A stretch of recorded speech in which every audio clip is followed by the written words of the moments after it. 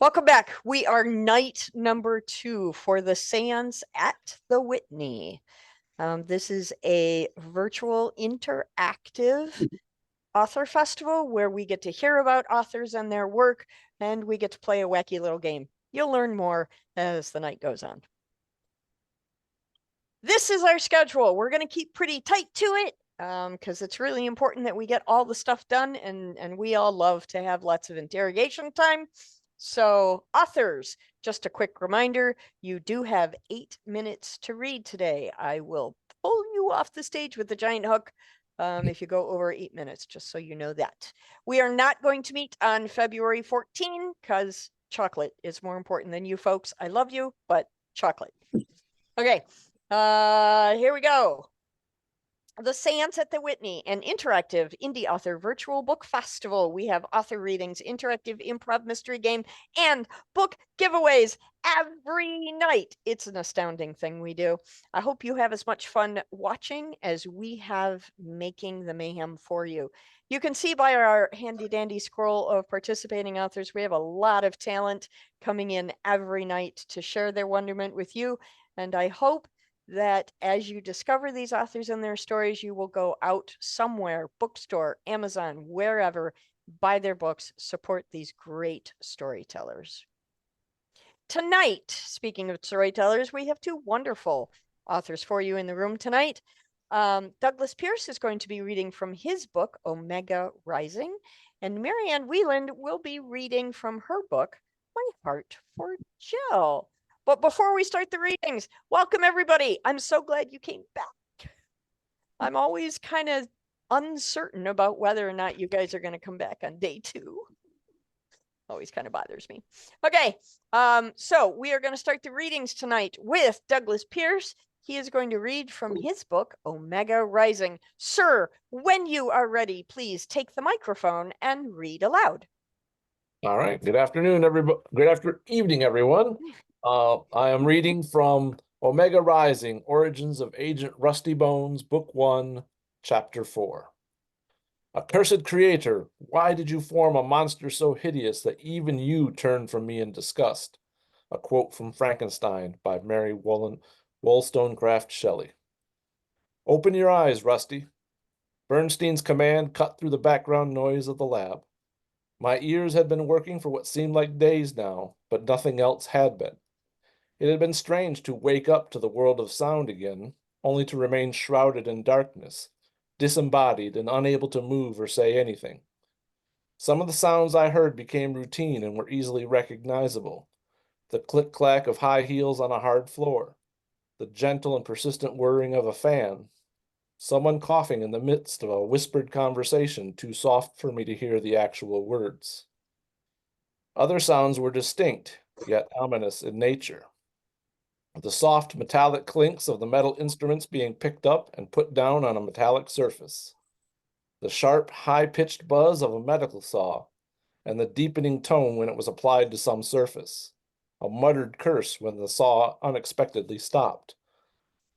Things had been fairly quiet for a while until I heard the recognizable sounds of Bernstein returning, the soft jingle of keys and coins with every other step, the rustle of his lab coat, and the occasional squeak of his cheap rubber-soled shoes against a linoleum floor.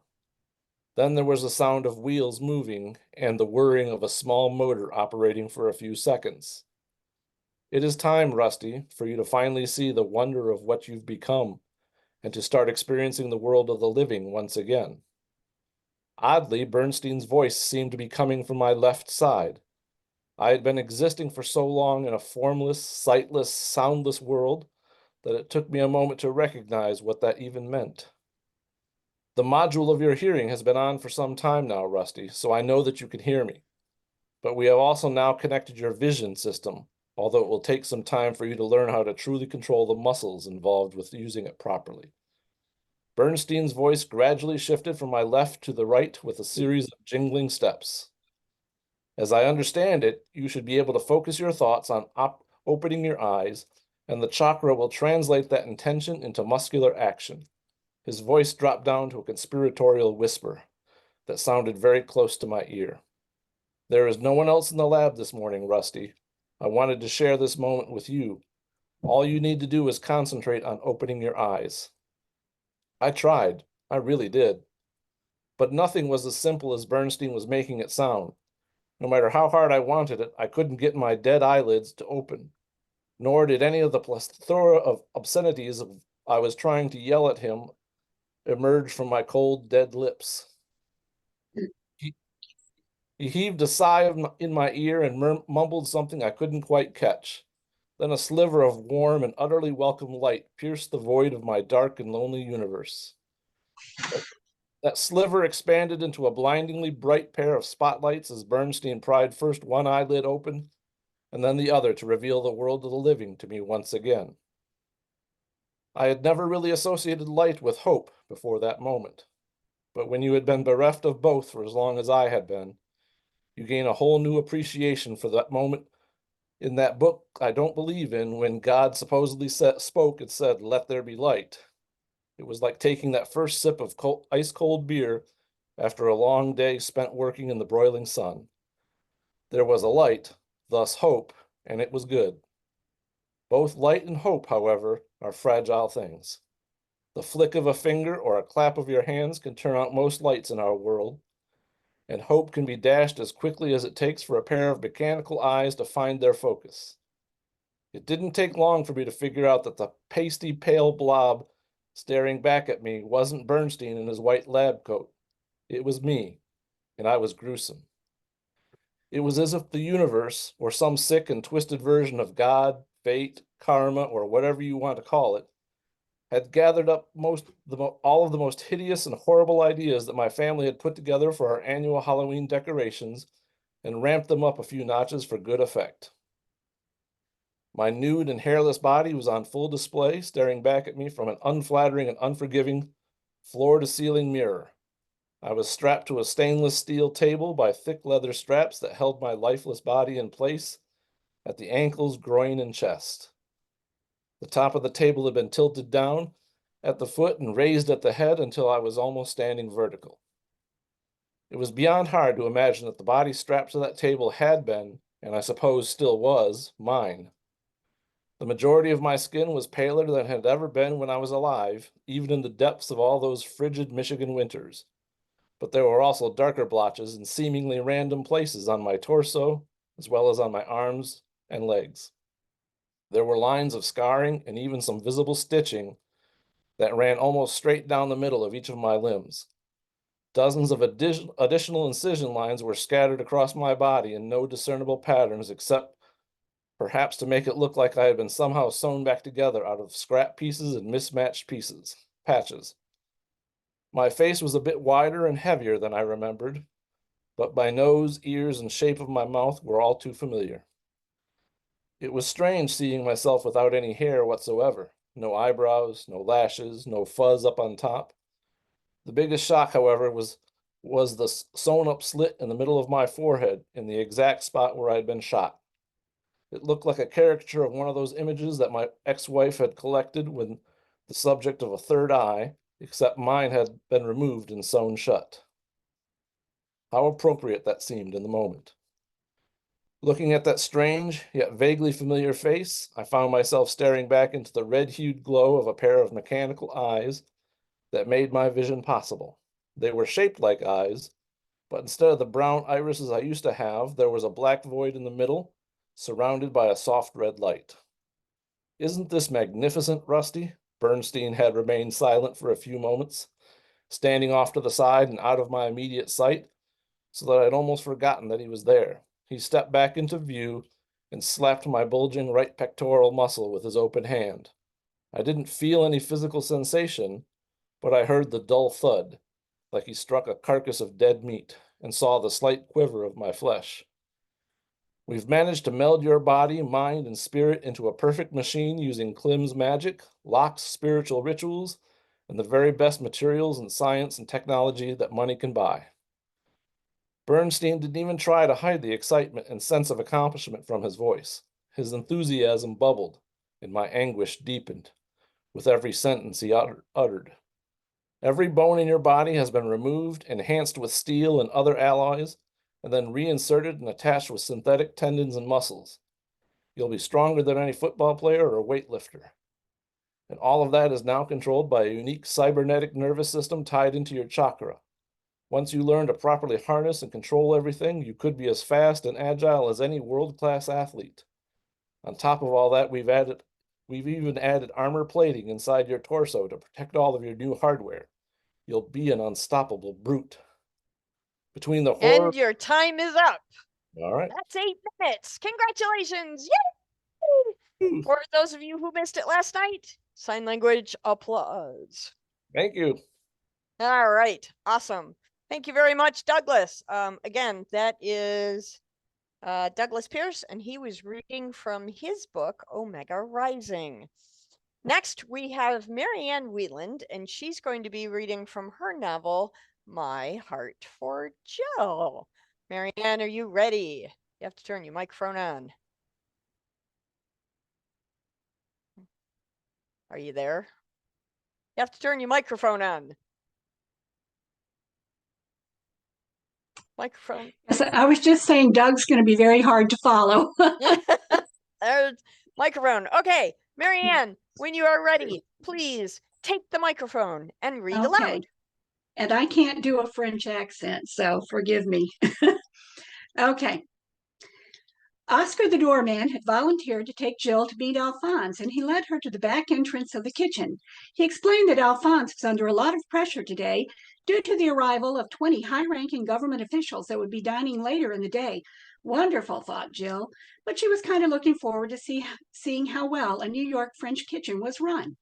I'm sorry, Miss Jill, to have to leave you in the presence of this, how should I put it, unsavory character, but I have to get back to my post. Unsavory character, said Jill. It's a matter of opinion. You'll see. Oscar knocked on the door, and after a brief conversation, he tipped his hat to Jill and left. After a couple more minutes, the door opened, and out strutted Alphonse Laurent, all 5 feet 2 inches of him. Jill had to look down to see him, and she clamped her lips shut tight. Alphonse walked slowly around her, looking her up and down and lingering in areas he shouldn't. He reminded Jill of a bantam rooster strutting around the chicken coop trying to attract the hens. So we finally meet, he said in his genuine French accent. So it seems, said Jill. He continued to look at her, even bent over to get a better look at her legs. What a creep, she thought. You're not what I thought, said Alphonse. You look nothing like you do on the internet. Ditto, said Jill. You're quite pretty to look at. Are you sure you're the real Mountain Mama and not some imposter? Jill switched to Mountain Mama mode. You're looking at the real thing, sure as shooting you are. Please, please, my delicate ears. That does it. You shall not date me. Not now, not ever. He strutted back into the kitchen, motioning for her to follow. Oh, shucks, you done gone and broke my heart. What'll I do? The shame of it all. Jill hammed it up.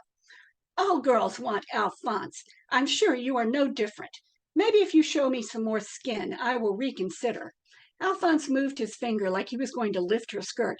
In your dream, sucker, and if you move that finger any closer, I will personally cut it off and shove it up where the sun don't shine. She stepped closer to him, and he backed away. Enough of this nonsense, woman. Stand off to the side and watch a real master chef in action, he said loud enough for everyone to hear. I have many dishes to prepare in a short period of time, and I don't need you in the way. Hey, dude, this was all your idea, not mine. But she backed off slightly and prepared to see if she could tell who was doing what.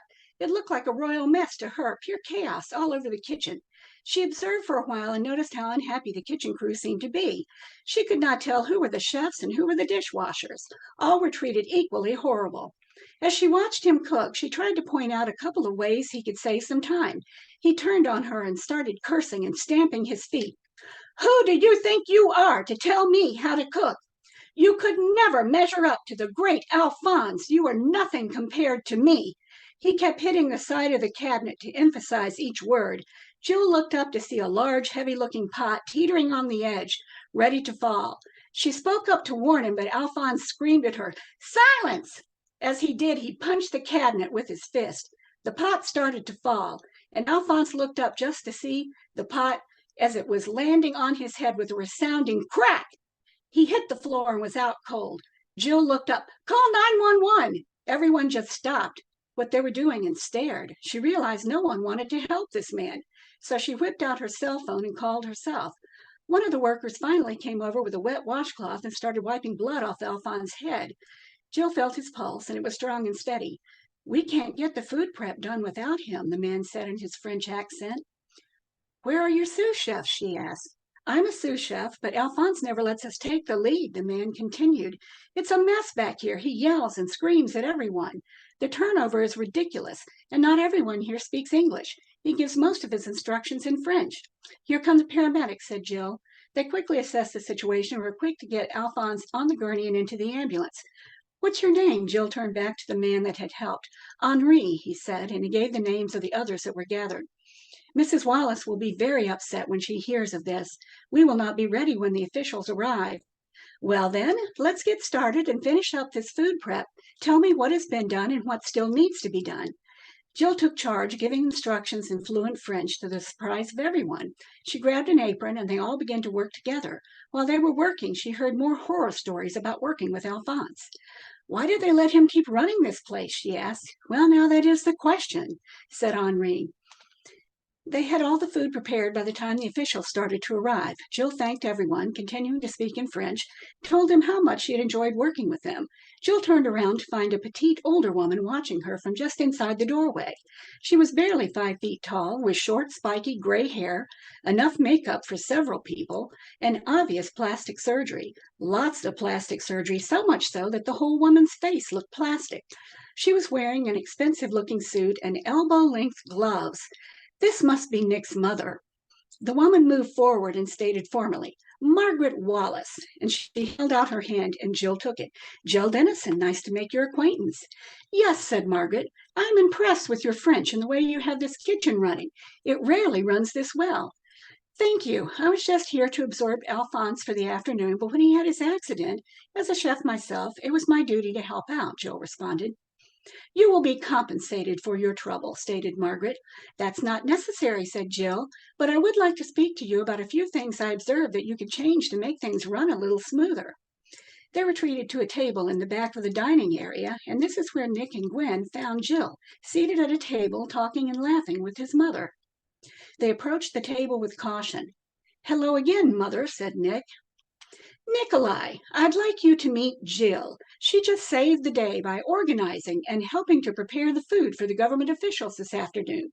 She's also made several suggestions for improving the running of the kitchen that will be time-saving and cost-effective in the long run." His mother was almost gushing with her praise. "That's great news, Mother," said Nick with a hint of sarcasm. "And I'd like you and your gloves to also meet Jill, my girlfriend, as well as owner and chef of Mountain Mama's restaurant in Beaumont, West Virginia." His mother's face was white with shock, and she stood and faced Jill. "How dare you deceive me like this?" She turned to Nick. "Nikolai, are you behind this?" "No, I am not. But why the change of attitude? I just heard all the compliments you had for Jill. The kitchen staff said she really pulled through for this place," said Nick. His mother composed herself and looked at Jill. "I apologize for my outburst. Thank you again for stepping in. But as I have no respect for the state of West Virginia or the people in it, I would thank you in the future to ask my permission before you just help yourself to someone else's territory." She turned and stalked off with a haughtiness that would have made Gerard proud. The end. You had 39 seconds left. Congratulations.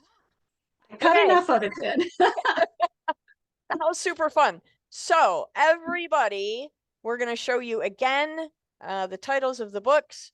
Douglas Pierce, Omega Rising, and Marianne Wieland, My Heart for Jill. Please run out, get those books, support your local indie author. Alrighty, guys, here we go. So the time you've all been waiting for. You ready? Okay. Day 2 of, if I can get it, there we go, the Seance at the Whitney. For those of you who missed it last night, I'm going to give you a brief recap. You can go watch the replay to get the whole story. At the Ghost Bar inside the Whitney Manor, An historic Detroit estate, a world-famous psychic medium has come for an exclusive invitation-only seance. With so many curious about spiritualism around the world, this event promises to connect the living and the spirit worlds, opening doors to mysteries that transcend time and space. But when the seance spirals into a chilling rendezvous with a vengeful spirit and a shocking murder, it falls upon those in attendance to unravel the truths hidden in the darkest depths of the past. A spirit is summoned, vowing revenge on their killer. One of the guests becomes hysterical, claiming the spirit is there for them. Suddenly, the lights start flickering and the wind pushes windows open, extinguishing the candles around the room. The room and everyone in it are thrust into darkness. When the light returns, that same hysterical guest is lying on the floor, dead. Who killed them? Why?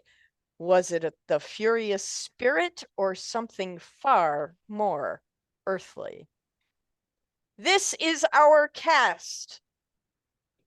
The medium is played by Christopher Gare. The assistant is Donna Newman. The author is Amy Kelso. The socialite, Dawn Menge.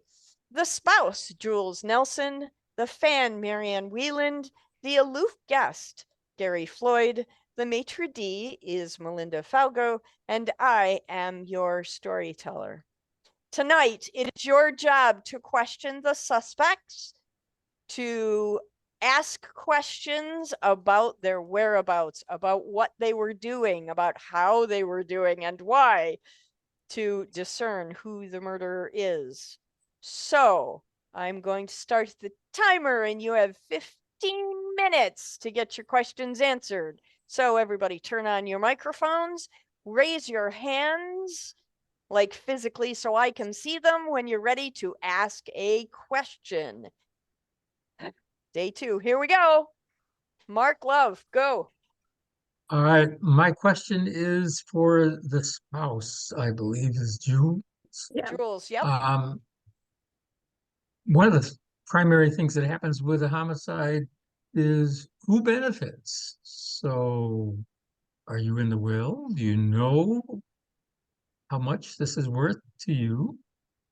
Well, I don't know if I'm in the will or not, but I mean, we had booked our 5-year anniversary trip for across the seas, and it was beautiful, and I was looking forward to it. And now I'm just heartbroken that I'm not going to get to go on this trip with him anymore. So, I mean, I don't even care what happens after this. He was the love of my life.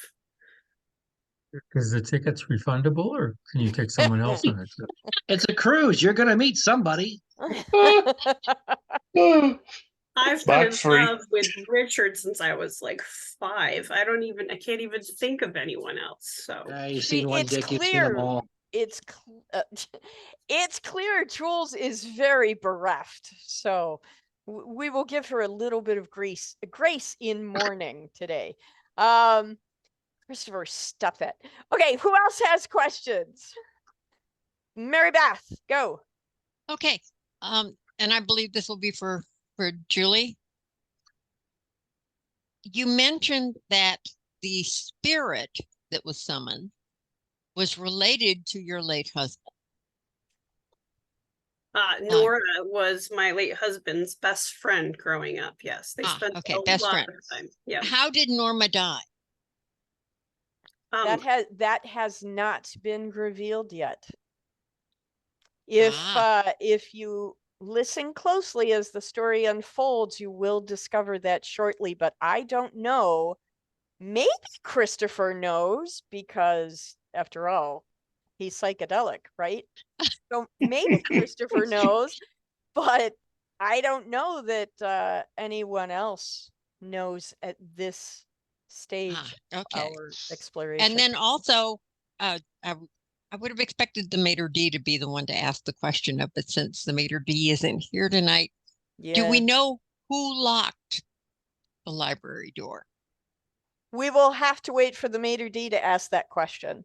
Okay. She is traveling overseas and she should be back shortly.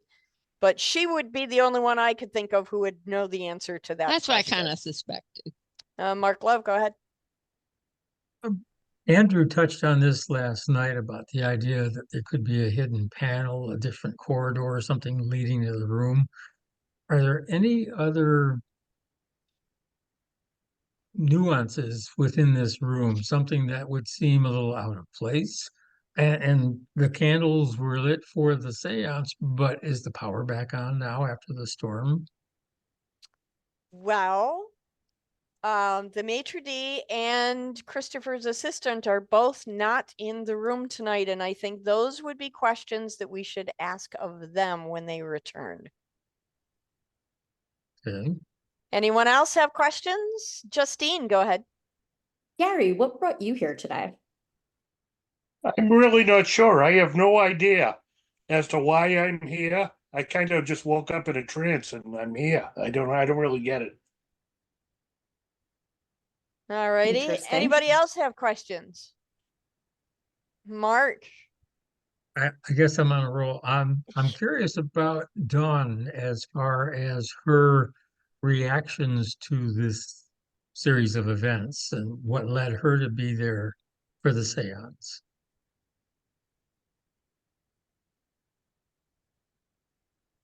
You're muted. Yeah, go ahead, Dawn. Why I'm at the seance. Okay, I'm new at this, so hold on. And I missed last night, so I was hoping nobody would ask me anything yet. This is why we have replays. So why I'm at the seance, right? So let's start with how do you know the great Christopher? It was from a prior experience, right? So you saw him in another seance at a different location and you became a fan? Is that correct? Yes, I remembered him. The great Christopher, right? Yep. Okay.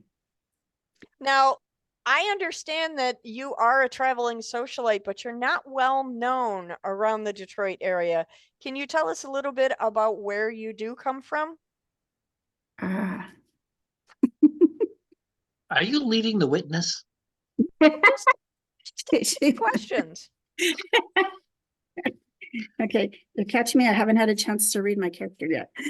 Oh, no. Okay, so while you catch up on the details. Okay, I've been busy at work. Sorry. Does anyone else have any other questions? We have 9.5 minutes left. Go, Mark. Okay. Since Christopher's assistant, the great Christopher's assistant, isn't here this evening, but his number one all-time super fan is, perhaps you could shed some light on the journey that Christopher partook prior to getting to the Whitney. You've been following his career for a while, Marianne. So can you tell us a little bit about where you first saw him or where he may have, how you became a fan? Well, I mean, look at him. He's beyond wonderful, the great Christopher, and it still bothers me that everybody is not so feeling the reverence in this room for him and everything that he knows and everything that he can tell us. But I've been following him for years, and it took me a while to be able to get here to this seance. So I saw him first. It's been years and years ago. And I can't remember exactly what the seance was about, but I've been to almost all of his seances that I've heard about. And I am just so thrilled to be here in his great presence, the great Christopher, the great Christopher. How you can all not be so excited, I do not understand. But I'm shocked at the whole thing myself. Let me ask you this question, Marianne. You are a super fan. You've been to these seances before. Did you hear or see anything unusual during this seance? Well, there was a lot of racket from the storm going on and all of the lights flickering and everything, but I did I did think I heard someone moving. So I did open my eyes once. Did you happen to catch who that was who was moving? I did see Donna Newman slip out, which was concerning to me. Do you know what door she went through? She went through what I believe to be the butler's pantry. Okay. Any other questions? Justine, go ahead. Aside from obviously the great Christopher and Donna, does anybody else look familiar to you, Marianne? Well,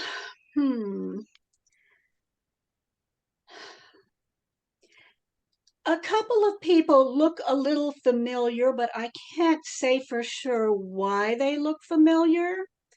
And you Gary say looks some. Go ahead, keep going. Gary looks a little familiar. Dawn looks a little familiar, but I really have no idea why. Maybe from other seances, maybe not. I couldn't say for sure. Yeah. Okay. Yeah. I mean, Dawn knows about the great Christopher from her past, so perhaps you have encountered her at one of the past seances. Possibly. I usually do not speak that much to the others because I'm so in awe of the great Christopher. Obviously, yes. I know you've been looking for a signed headshot for quite some time, so I know that's been on your top list of things to do is to get an autograph. It has. That would be my absolute dream. I would sleep with it every night under my pillow. Oh my gosh. Christopher, you're in trouble. Okay, anybody else have any questions out there? Miranda, go ahead. Christopher, I'm just curious. The murder weapon was your crystal ball, was it not? I'm sorry, who were you talking to? Chris, you. Who am I? Christopher. No. Wasn't the crystal ball the great Christopher? The great Christopher. His greatness. Apologize. Oh, When a man is imbued with that much ego, you have to play to it. You just do. Christopher. Yes. Please clarify.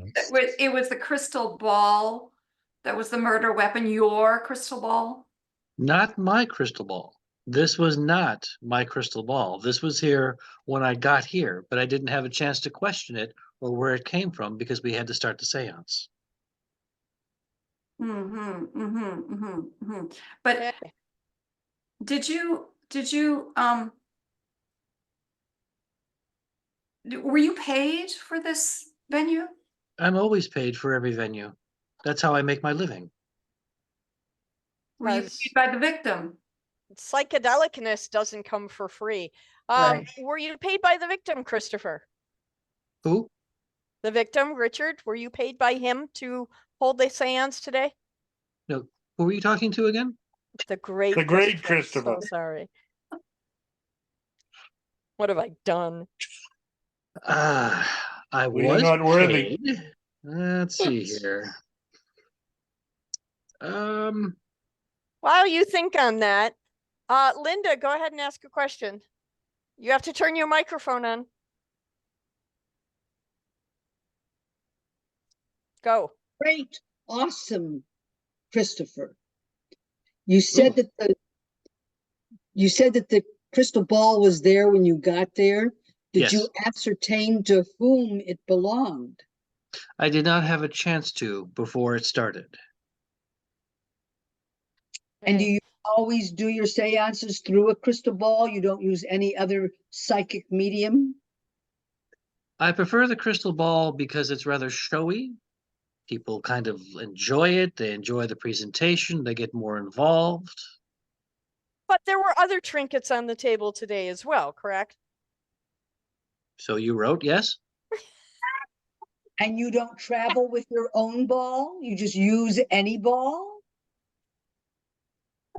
Well, See I wouldn't the exactly edge of the lake, Christopher. See the edge of the lake. Go ahead. Great Christopher, that wasn't the most difficult question. The answer is difficult. Because you weren't here yesterday. Oh, well, So but I'm Christopher, here now. just step on the edge of the lake. Don't dip your toes in the water and answer I'm trying the very question. hard. Don't do I it. travel with my own crystal balls. Thank you. How many do you have? I'm done. Okay. It depends on the trip. I may free ball one trip, and I may bring a different one to another trip. It really depends. You can never have too many balls.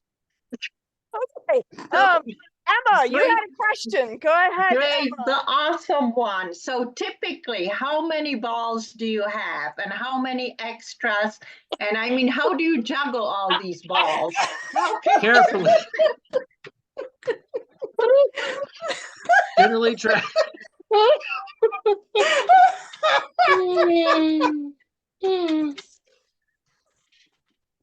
You're a testy woman. Crystal ball conversation for one night. I don't know if I could take any more.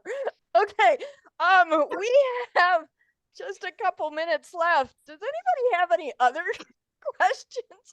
Mark, please help me get things back on track. I will do my very best here. Julie, you said that you've been friends with the deceased for all your life, but you've only been married for 5 years. Is this first marriage for both of you? 17th? Somewhere in between? First marriage for both of us. I've always been in love with my husband, my deceased husband. But he only realized that it was more than friendship about 5 years ago, 5 years and 3 months ago. So, yes. In 3 months. And you were very patient to wait all that time? He's the only one I've ever loved. So the only one. Okay. Did you have, or do you have a career in addition to, being the spouse? Did you work? I have nothing to say about that. Okay. Thank you. It is not a clear answer. Okay. All right. Does anybody, I can take one last question from somebody who's not Mark. Anybody have a question? Because Mark used to be a journalist, so he's got questions from now until doomsday. Does anybody else have a question aside from Mark? Mandy Jo, go. Okay, so Marianne said that Donna left out possibly through the butler's pantry. That's Did what I heard. Christopher see her? See his assistant leave, or is he so enveloped in the seance that he has no idea? The great Christopher. I am so involved in what I'm doing and letting my mind go to that interstellar place or that other cosmic address. I don't always know. I don't always see that, although I did see a hungry Howie's across the street. I'm quite hungry. Okay. All right. And on that note, okay, you guys have made this super fun tonight. Thank you everyone for attending our Seance at the Whitney interrogation session this evening. It is now your job to figure out who did it. You have between now and the 28th of February to collect your notes, watch the replays, and ask those questions. We'll be in the seance room every night. Plot your clues, sling your accusation on the last day, the 28th. The accusation forms will be available on the website.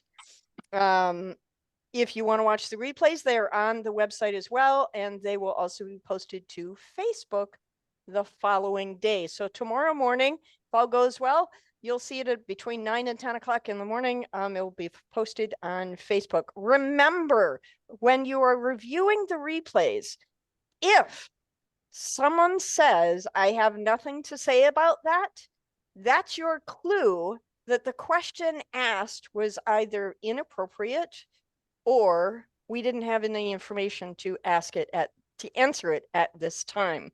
Remember, this is an improv story, and we are all getting more information every night that this happens. Even the cast members don't know everything. They're also getting things as we go. So remember to watch those replays, come back into the room every night, and assail our cast members with their questions. All right. For those of you who have been following along at home, we're playing a wax dripping game. This is just for the authors. It's my way of rewarding them for playing our game. Each time you register for an event and you name an author as the person who recommended you come, and yes, you can name more than one person, the author who collects the most seals at the end of the festival will win a snazzy prize. And actually, we're going to be giving away prizes to the top 5 wax dripping collectors. Authors who support each other will receive 2 bonus point seals for their kindness. So remember to recognize the authors, and authors make sure to recognize each other. As of last night, these are the wax dripping standings. The candles have cooled. I counted up the wax drippings for each individual author. And this is where we stand. Deborah Reed, who unfortunately is not here tonight, has received 19. Andrew, who also is not here, received 9. Amy, 7. And then the list of 6 and 4. Remember, it is your responsibility to name your authors so that they can collect more points, win prizes. Authors, yes, as a reminder, you can name yourself and you will get points for that. Talismans from the spirits. We have a couple of people in the room tonight who love this portion of the evening. It is super fun. This is the part of the night when we give away books. So much fun. I love giving away books. If you win on the spinny wheel tonight, make sure you, within the next 24 hours, send me your mailing address to the address on your screen, Diana@pagespromotions.com. I will connect with the author who read and make sure that they get your mailing address to ship out your books. Books will be shipped out by March 5th, and most of them will be coming by USPS media mail because, as we all know, our authors have very low budgets for shipping. So make sure that you do that. So with that having been said, come on, PowerPoint. Oh, there we go. Okay, we are now going to spin the wheel of happiness and give away some books. We'll spin the wheel twice tonight, as we do every night. The first spin will be for Douglas Pierce's book, Omega Rising. There he is, dancing. Do you have a copy of the book so you can show the cover? Ta-da! Omega Rising. Okay, so that is going to be spin number 1. Spin number 2 will be for Marianne Whelan's book, which is My Heart for Jill. Do you have a copy of it nearby, Marianne? Yeah. There it is. Ta-da! Okay, I'm going to share my screen. And I'm going to show you the spinning wheel of happiness. I'm going to make sure the sound is turned on because everything's more fun with sound. Hey, it is. Good. Okay, you ready? Here we go. First spinning wheel of the evening for Douglas's book. Oh, and the sound isn't working. I don't know why the sound isn't working.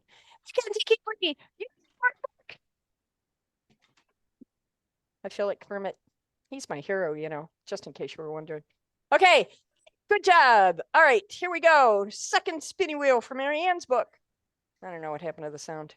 Supposed to be a big drum roll. Didn't work. Wolf are you in the building, Wolf? Are you still in the building? Yes, I am. Yeah. Congratulations. Okay, so again, remember, send me your mailing addresses within the next 24 hours, Diana@pagespromotions.com, and I will make sure the authors get your address to send out your books. If you forget and you don't contact me within 24 hours, those books will go into the jackpot for the big reveal day on the 29th for our spinning wheel on that day. So just because it's day 2 and just because I built in a little extra time tonight specifically for this reason, I want to know, I'm going to go around the room and I want to know based on the information you have so far, who do you think did it? You ready? Okay, we're going to start with Douglas Pierce. Who do you think did it? Jules. Jules killed your own husband. Oh my goodness. Okay, Mackenzie, put it in the chat so Mandy Jo can tell me. Wolf, who do you think did it? I'm gonna go for the most suspicious one, Donna. Donna, she's not even here to defend herself. Okay. Jamie Samlin, turn on your microphone. Tell me who you think did it. Are you still out there, Jamie? There you are. Okay. Jamie says Donna. Donna. All right. So there's 2 votes for Donna. Mary Beth, what do you think? Who did it? You know, I think it was very obviously a suicide when he realized that the great Christopher was not going to use his crystal ball. He just bashed his brains in. Interesting. That's a new one. I don't think we've ever had a suicide accusation. That opens up some interesting thought processes. Deb McPeak, what do you think? If you don't want to speak, you can put it in the chat and Mandy Jo will let me know. Don Mengi, who do you think did it? I think it's Jules. Jules. Oh no. Mackenzie put would that be matricide? Is it no? Matricide is your mother. What is it when it's husband's side? What? Patricide. Patricide? No, that's father. Yeah, that's father, yeah. Patricide's father. Well, Spousal side. Okay, so Mark, that's your job for tomorrow. Look it up, find out what it is. Okay. Mackenzie has voted for Mr. Gare because he always seems guilty of everything. And it's no fun to pick on Miss Reed, murder specialist, when she's not here. Well, that's a valid point. I didn't actually pick on her tonight. Yeah, but you wanted to. Okay. Emma Palova, who do you think did it? I think the great one did it. Oh, see? I really do. In all his greatness. Yep. That's just a cover up, the greatness. Yep. Miranda, who do you think did it? I'm gonna step a step on somebody else here. I think it's Mary Ann. I think she's a secret spy and you know, a sniper that she just got all kinds of secrets there and she's hiding behind her fan base. Ooh, I like your way of thinking. And that's shifty. Deb McPeak chimed in with her vote for she thinks Jules and killing the husband is justified. Yeah, shifty family that he's from. Jenny Rinaldi, what do you think? The Grand Poobah. I'm with Emma. Okay, Christopher, watch your back. Linda, who do you think did it? Well, I'm not the first person, but I also believed that it was the great, awesome Christopher because they were going to show that he was a sham. He does carry a lot of ego with him, doesn't he? Yes, and so Better not let Marianne hear that. So he needed to cover up the fact that he was going to be exposed. Okay. Mandy Jo, who do you think did it? Marianne did it. Okay. She is a little over obsessed, isn't she? Mm-hmm. Yeah. Justine, what do you think?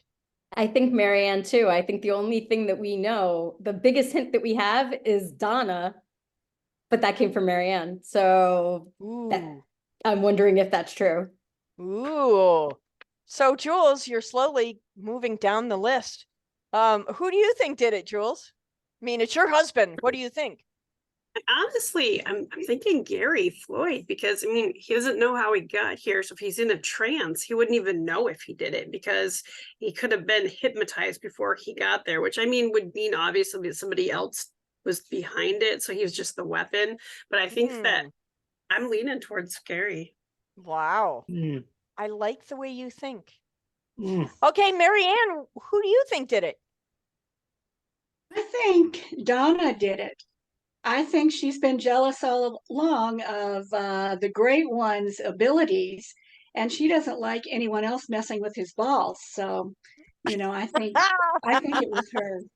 I think it was her. Okay, one more of those in tonight, huh? Okay, Gary, what do you think? I think Jules did it. She professes her great love for her husband, but I think it's masking something. Okay, all right. Mark, you're the investigative reporter. What do you think? There you go. Well, I was just going to say, I don't think it's Christopher, although the idea of him using ugly. something other than his own balls to smash this guy's head would probably not work. Uh-huh. I'm leaning towards Jules because the spirit of her late husband's former best friend from ever and ever may be coming forward to tell the world that Jules actually killed them too. And eliminating that connection may be a way of clearing her name. You are an investigative reporter, aren't you? Wow, you've played this game before. All right, great, wonderful, ego-filled Poobah. What do you think?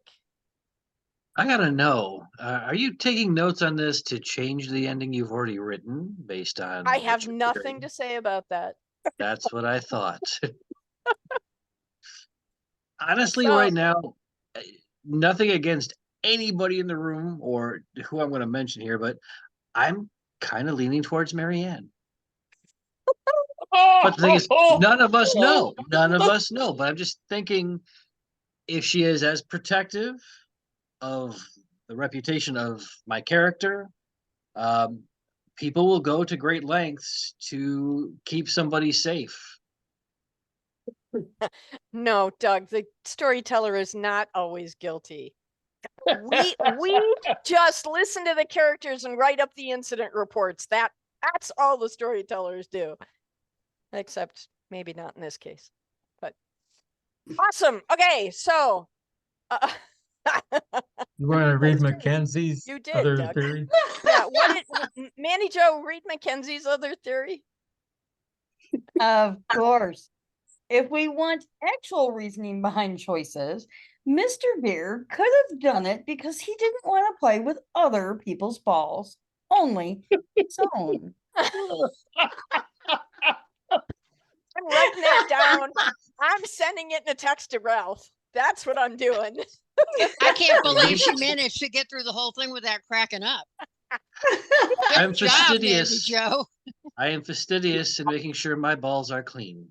That's all anybody can ask. All honestly right. make say One last thing before we do shots across the bow. This is your handy dandy reminder to make sure that you plan now to attend the big reveal party on February 29th. We are having extravagant hat day. Everybody who attends and wears an extravagant hat, we're going to have a contest, and the most extravagant, most amazing, most off the wall, incredible hat you can find, you may go home with a prize that day. So everybody come to the big reveal. You're going to want to know who did it. So come on back. All right, cast members, we're going to do shots across the bow. Julie Nelson, go. Wow. It's a cannonball. It goes quickly. Tonight was fun. I love to laugh with you guys. So it is fun. Marianne Whelan, go.